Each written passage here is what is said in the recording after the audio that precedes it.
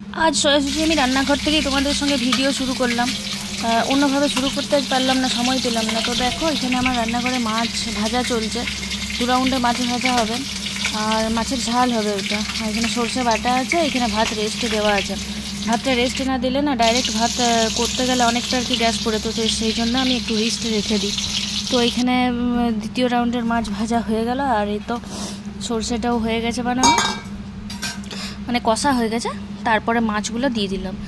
আর আমার না এই সরষে দিয়ে মাছের ঝাল আমার খুব প্রিয়। আর এখানে একটুখানি না আচার দিয়েছিলাম, মাছের তেলের আচার, তো টক টক হয় আর এত সুন্দর খেতে লাগে, আমার খুব ভালো লাগে খেতে।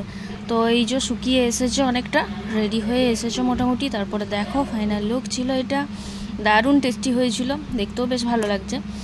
তো তারপরে দেখো আমি এখানে পটলের তরকারি, এটা কষা না কিন্তু, এটা খুব কম তেলে আর সিদ্ধ আলুগুলো সিদ্ধ করে আর খুব কম মশলা টশলা দিয়ে পটলের তরকারি করেছিলাম।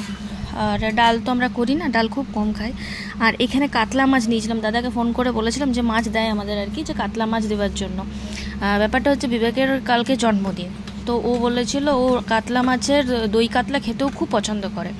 তো বিশেষ করে ওর জন্যেই কাতলা মাছ আমি আজকের থেকেই নিয়ে রাখলাম, তাতে আমার কালকে রান্নাটা করতে সুবিধা হবে, মাছের জন্য বসে থাকতে হয় না। আর আমাদের দুয়ারেই যেহেতু মাছ দিয়ে যায়, যেটা মাছ আনতে যাওয়ার কোনো ব্যাপার নেই।